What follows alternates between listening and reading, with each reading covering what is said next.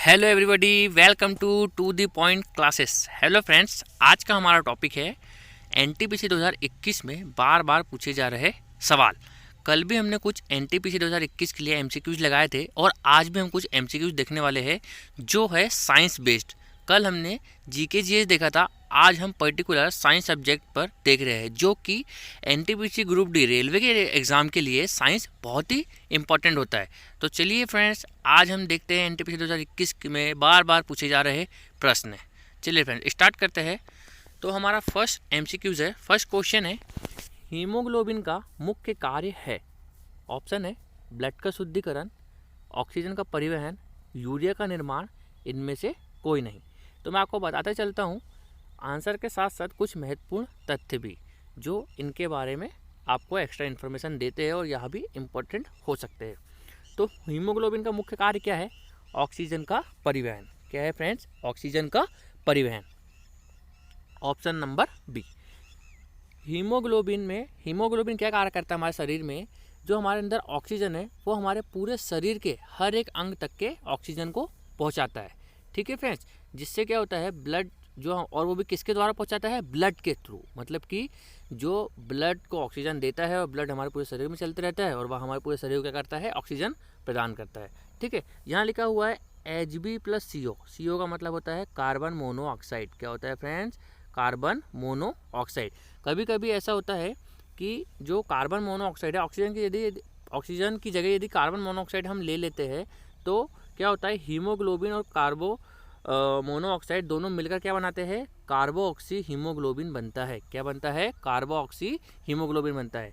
और हम carbon monoxide को क्या बोलते हैं? साइलेंट किलर बोलते हैं, जिससे हमारी धीरे धीरे मृत्यु भी हो जाती है। जैसे कि हम बोलते हैं ना कि बंद कमरे में मतलब धुआं नहीं करना चाहिए, क्योंकि वो धुएं में ही क्या होती है? कार्बन मोनोऑक्साइड गैस होती है। क्या होती है? कार्बन मोनोऑक्साइड गैस होती है। ठीक है फ्रेंड्स, तो चलिए हम नेक्स्ट क्वेश्चन की तरफ चलते हैं। हमारा नेक्स्ट क्वेश्चन है, मानव शरीर के किस अंग को रासायनिक कारखाना कहा जाता है? फ्रेंड्स, यह क्वेश्चन बहुत ही इंपॉर्टेंट है और हर एग्जाम में आता ही है।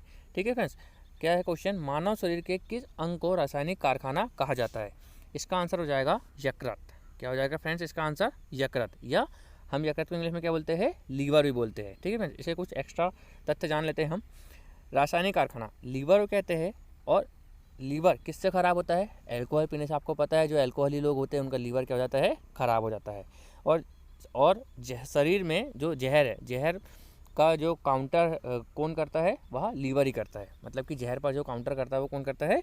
लीवर करता है। ठीक है फ्रेंड्स, और लीवर में ही यूरिया का निर्माण होता है। ये बहुत ही इंपॉर्टेंट क्वेश्चन है फ्रेंड्स। सबको लगता है कि यूरिया का निर्माण कहाँ होता है? किडनी में होता है, लेकिन ऐसा नहीं है। यूरिया का निर्माण कहाँ होता है फ्रेंड्स? लीवर में होता है। कहाँ होता है फ्रेंड्स? लीवर में। ठीक है फ्रेंड्स, तो चलिए हम नेक्स्ट क्वेश्चन की तरफ चलते हैं। हमारा नेक्स्ट क्वेश्चन है, उत्सर्जन तंत्र की इकाई है। उत्सर्जन तंत्र की इकाई है। क्या है? फेफड़े, यकृत, नेफ्रॉन, वक्क जो बोलते हैं इसको, और त्वचा। इसका आंसर क्या हो जाएगा? नेफ्रॉन। ये सबको पता होगा उत्सर्जन तंत्र की इकाई क्या है? हमारी नेफ्रॉन तंत्र। ठीक है, नेफ्रॉन तंत्र की इकाई उत्सर्जन तंत्र की इकाई नेफ्रॉन है। और नेफ्रॉन मतलब कि किडनी। उत्सर्जन तंत्र हमारा क्या है? किडनी। ठीक है, इसकी इकाई क्या है? नेफ्रॉन है। और इसमें क्या होता है? हम किडनी को साइंस में बोलते हैं रीनल। हम किडनी को साइंस में क्या बोलते हैं फ्रेंड्स? रीनल बोलते हैं। और रीनल के ऊपर एक ग्रंथि होती है जिसका नाम क्या होता है फ्रेंड्स? एड्रिनल ग्रंथि होती है। क्या होता है फ्रेंड्स? जो ग्रंथि होती है रीनल के ऊपर, उसके ऊपर कौन सी ग्रंथि होती है? रीनल के ऊपर एड्रिनल ग्रंथि होती है। कौन सी होती है फ्रेंड्स? एड्रिनल। और एड्रिनल जो ग्रंथि होती है उसमें से एक हार्मोन सिक्रेट होता है जिसको हम बोलते हैं करो या मरो हार्मोन। हम क्या बोलते हैं इसको? करो या मरो हार्मोन बोलते हैं। ठीक है फ्रेंड्स, और किडनी का काम क्या होता है फ्रेंड्स? किडनी का काम होता है रक्त का शुद्धिकरण। रक्त का शुद्धिकरण किस में होता है फ्रेंड्स? किडनी में होता है। ठीक है फ्रेंड्स, किस में होता है?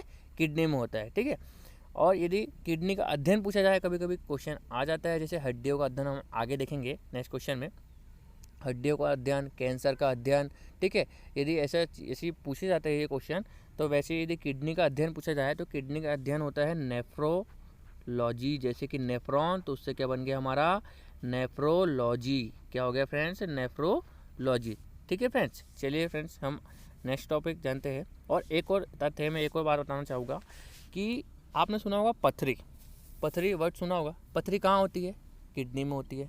अब किडनी में कैसे होती है और कैसे किस चीज़ से होती है? तो जो टमाटर के बीज होते हैं, टमाटर के बीज यदि आप खाते हो तो क्या होता है, वह किडनी बनाते हैं। कैसे बनाते हैं? क्योंकि हमारी किडनी के, क्योंकि उसके अंदर क्या होता है, टमाटर के बीज के अंदर ऑक्जेलिक अम्ल होता है। टमाटर के अंदर क्या होता है? ऑक्जेलिक अम्ल होता है। ठीक है फ्रेंड्स। और किडनी के अंदर क्या होता है? कैल्शियम ऑक्जेलेट पहले से रहता है। किडनी के अंदर क्या होता है? पहले से कैल्शियम ऑक्जेलेट होता है। तो कैल्शियम ऑक्जेलेट और अपना ऑक्जेलिक अम्ल दोनों मिलकर मिलते हैं, तो अब पता है कैल्शियम मतलब कि स्टोन, तो दोनों मिलकर क्या बनाते हैं? स्टोन बनाते हैं या पथरी का निर्माण करते हैं। ठीक है फ्रेंड्स, आ गया समझ में? आई होप आपको समझ में आ रहा होगा। आपको समझ में नहीं आ रहा हो तो आप इस वीडियो को दोबारा से एक बार देखिएगा।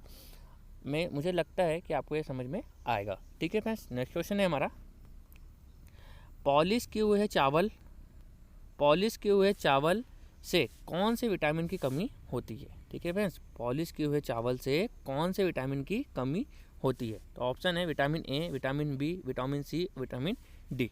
तो पॉलिश किए हुए चावल से किस विटामिन की कमी होती है? विटामिन B1 की। पॉलिश किए हुए चावल से किसकी कमी होती है? विटामिन B1 से। ठीक है फ्रेंड्स, चलिए हम नेक्स्ट क्वेश्चन, अच्छा एक्स्ट्रा इन्फॉर्मेशन ले लेते हैं। विटामिन ए, विटामिन ए इसका रासायनिक नाम क्या है? रेटेनॉल। क्या है फ्रेंड्स? रेटेनॉल। विटामिन बी का क्या है? थायमिन।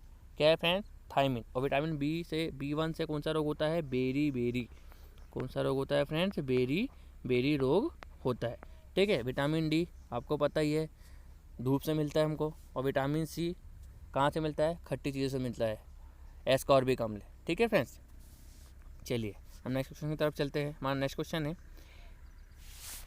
DPT। यहाँ पे थोड़ा सा मिसप्रिंट हो गया फ्रेंड्स, ये DPT है। क्या है फ्रेंड्स? DPT। ठीक है, DPT का पूरा नाम क्या है? तो ऑप्शन है diphtheria pertussis TB, second option है diphtheria pertussis tetanus, third option है डायरिया काली खांसी टिटनेस, और फोर्थ ऑप्शन है डैंड्रफ काला ज्वार या TB। इसका सही आंसर हो जाएगा फ्रेंड्स डिप्थीरिया पर्टूसिस और टिटनेस। पर्टूसिस को ही हम काली खांसी भी बोलते हैं। क्या बोलते हैं फ्रेंड्स? पर्टूसिस को ही हम काली खांसी भी बोलते हैं। ठीक है, यह टीका लगता है जन्म के समय, हमारे मतलब हमारे रोग प्रतिरोधक क्षमता को बढ़ाता है। यह 3 बीमारी, डिप्थीरिया पर्टूसिस और टिटनेस, इन तीनों से हमको बचाता है। ठीक है फ्रेंड्स, चलिए हम नेक्स्ट क्वेश्चन की तरफ चलते हैं। हमारा नेक्स्ट क्वेश्चन है प्रोटीन की कमी से होने वाला रोग, प्रोटीन की कमी से होने वाले रोग कौन से हैं?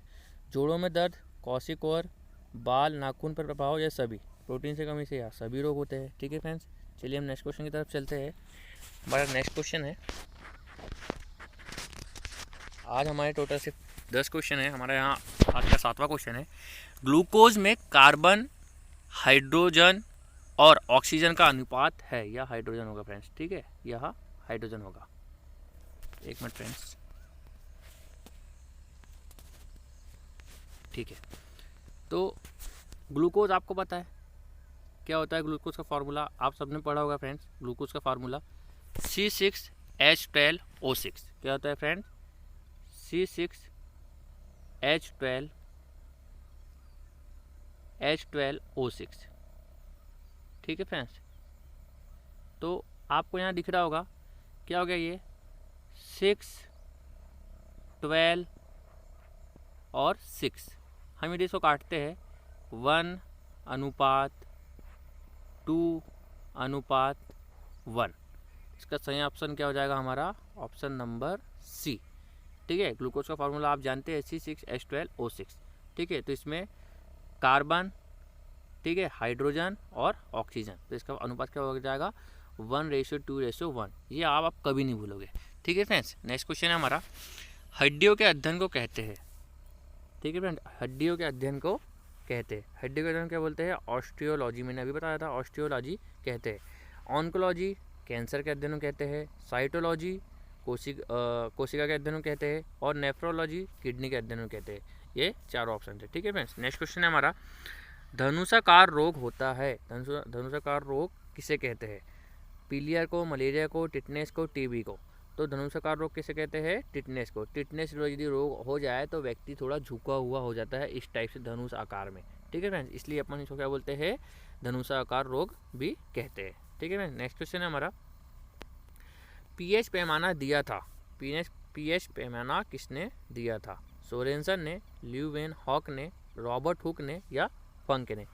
तो फंक तो पता है अपना विटामिन वाले हैं। कौन है? विटामिन वाले हैं। ठीक है, ल्यूवेनहॉक हमारी कोशिका वाले हैं। कौन है फ्रेंड्स? कोशिका वाले हैं। और रॉबर्ट हुक मृत कोशिका वाले हैं। कौन है? मृत कोशिका वाले हैं। तो कौन बचे हमारे? सोरेनसन। तो सोरेनसन ने क्या दिया था? पीएच पैमाना दिया था। पीएच पैमाना क्या होता है फ्रेंड्स? एक स्केल होती है। क्या होती है फ्रेंड्स? स्केल होती है, जिसके सेंटर में 7 मतलब कि उदासीन क्या होता है? उदासीन होता है। ठीक है फ्रेंड्स, क्या होता है? उदासीन होता है। यदि हम 7 से ज़्यादा हमको किसी की वैल्यू मिलती है तो वो कहाँ में जाते हैं? क्षार में जाते हैं। और 7 से कम वैल्यू मिलती है तो वो कहाँ में जाते हैं? अम्ल में जाते हैं। ठीक है फ्रेंड्स, वो किस में जाते हैं? अम्ल में जाते हैं। ठीक है।